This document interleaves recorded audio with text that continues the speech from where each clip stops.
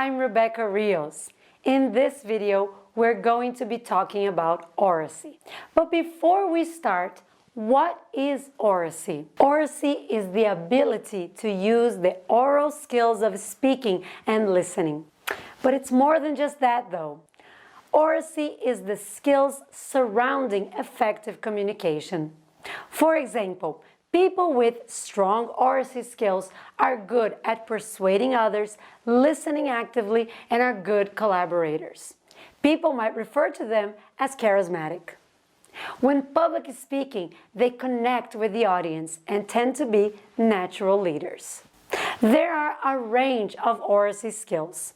Physical, this means the use of voice and body language. Linguistic, meaning a speaker's choice of vocabulary as well as the structure of their talk. Cognitive, this is the content of talk and if it is fit for purpose. Social and emotional, how is a speech used to build and maintain social relations? So why is oracy important?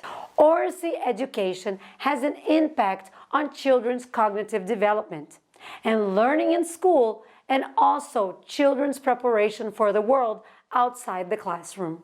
Literacy and reading skills are taught in schools without question, but often speaking skills are not nurtured in the same way and are instead a skill children are expected to learn outside of the classroom.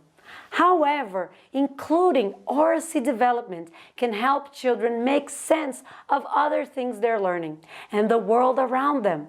Oracy is also a skill for life.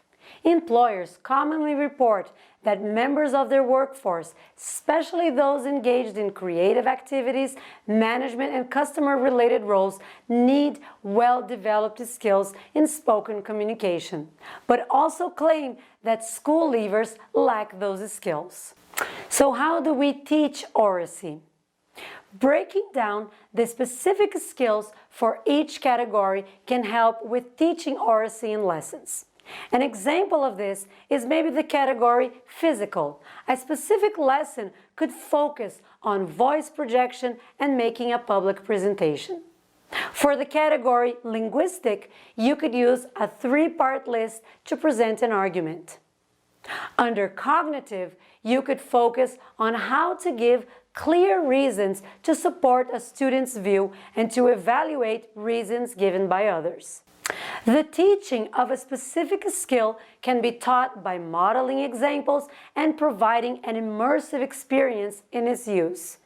You can follow this with teacher-led discussions and peer evaluations of the use of the specific skill, and further evaluation as the skill is practiced more and more. Group work and collaborative learning. How can teachers develop children's skills in using talk for collaborative problem solving?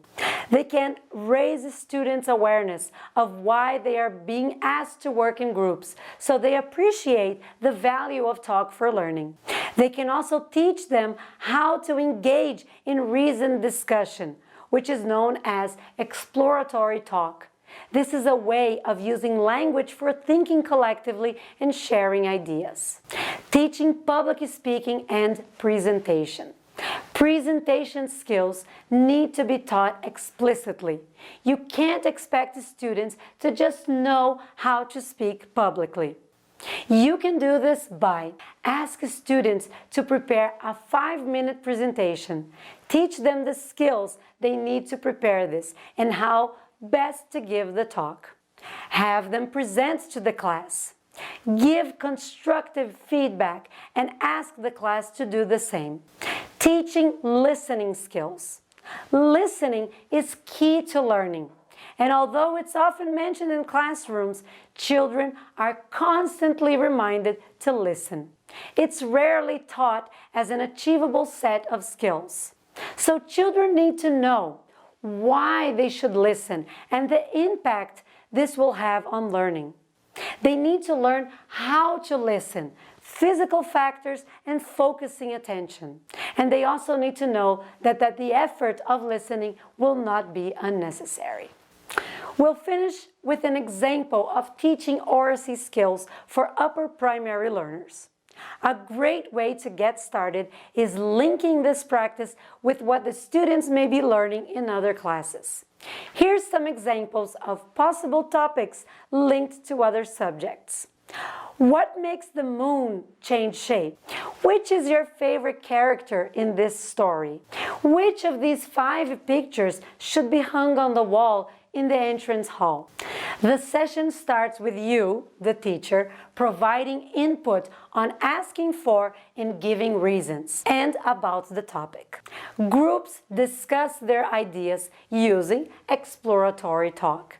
Then have a class discussion session where you ask for decisions from the groups, in turn with reasons for the decisions. You can also ask groups to say who helped their thinking by asking them to contribute what they heard and what was interesting or made them think twice. Learning more about Oracy and integrating it into your teaching is a great way to support your learners in developing effective communication skills.